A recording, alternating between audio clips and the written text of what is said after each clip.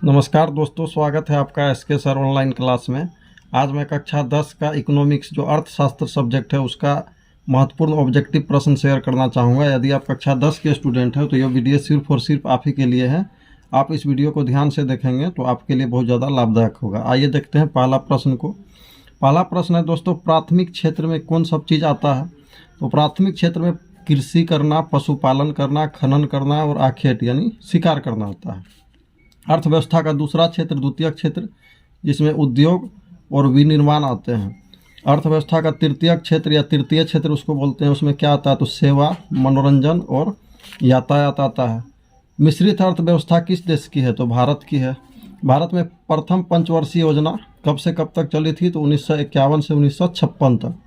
प्रथम पंचवर्षीय योजना में दोस्तों कृषि पर अधिक बल दिया गया था। योजना आयोग का गठन कब हुआ था? तो 15 मार्च 1950 को हुआ था। इनमें से विकसित देश का क्या स्थिति रहता है? तो विकसित देश किसे कहते हैं? तो जिस देश की राष्ट्रीय आय अधिक होती है उसे हम लोग विकसित देश कहते हैं। जिस देश की राष्ट्रीय आय कम रहती है उसे विकासशील देश कहते हैं। पिछड़ा राज्य इनमें से कौन है? तो बिहार है। बीमारू राज्य में कौन कौन राज्य आते हैं? तो बिहार, मध्य प्रदेश, उड़ीसा। भारत का वित्तीय वर्ष कब से कब तक माना जाता है? तो 1 अप्रैल से 31 मार्च तक माना जाता है। किस राज्य की प्रति व्यक्ति आय सर्वाधिक है? तो गोवा की। प्रति व्यक्ति आय बिहार के अंतर्गत किस जिले की सबसे अधिक है? तो पटना की। सबसे कम किस जिले की है? तो शिवहर की। आय और उपभोग का अंतर क्या कहलाता है? तो बचत कहलाता है। साख का मुख्य आधार क्या है? विश्वास है। महत्वपूर्ण प्रश्न है दोस्तों, ध्यान से देखिए इस चीज़ को आप लोग।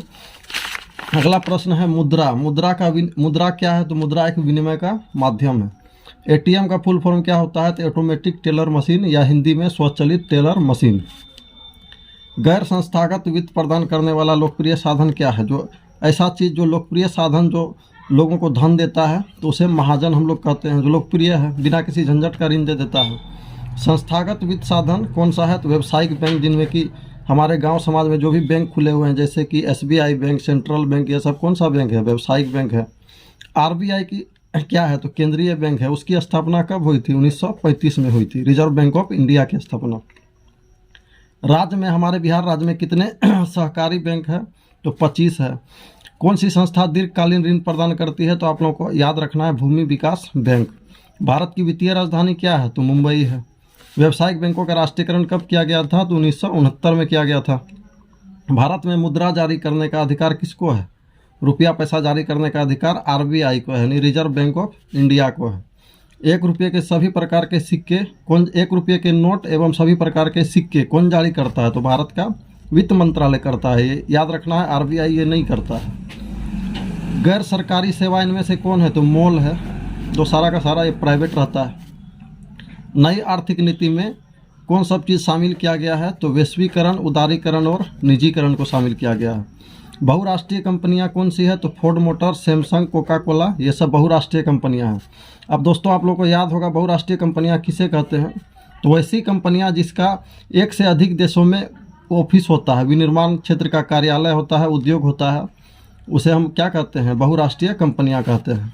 WTO वर्ल्ड ट्रेड ऑर्गेनाइजेशन यानी कि विश्व व्यापार संगठन की स्थापना कब हुई थी? 1995 में हुई थी। पार्ले समूह के थम्स अप ब्रांड को किस कंपनी ने खरीद लिया था? तो आप लोग को याद रखना है, कोका कोला ने खरीद लिया था। भारत में विशेष आर्थिक सुधार कब किया गया था? 1991 में। उस समय वित्त मंत्री कौन थे भारत के? मनमोहन सिंह थे। उपभोक्ता संरक्षण अधिनियम कब पारित हुआ था भारत में? 1986 में। उपभोक्ता अधिकार दिवस कब मनाया जाता है? 15 मार्च को मनाया जाता है। अगला महत्वपूर्ण प्रश्न है दोस्तों, सोने के आभूषण में शुद्धता की पता करने के लिए कौन सा मार्क होता है? तो हॉल मार्क होता है। उपभोक्ता द्वारा शिकायत के लिए कितना रुपया लगता है? तो आप लोगों को जवाब देना है, कुछ नहीं, निःशुल्क होता है। इस प्रकार दोस्तों इकोनॉमिक्स यानी अर्थशास्त्र का कक्षा 10 का मैंने जो मोस्ट इम्पोर्टेंट प्रश्न था वस्तुनिष्ठ का, वो सारा आप लोगों को बता दिया है। आप लोग इस वीडियो को बार बार वॉच करेंगे तो आपके लिए बहुत ज़्यादा ही उपयोगी होगा। और अंत में दोस्तों, यदि आप मेरे चैनल पर नए हैं तो मेरे चैनल को सब्सक्राइब जरूर कर दीजिएगा, ताकि मैं बार बार एजुकेशनल वीडियो डालता रहूँगा। ये चीज़ आप लोगों को आता रहेगा और आप इसका देखकर लाभ ज़रूर उठाएंगे। धन्यवाद दोस्तों, बाय बाय।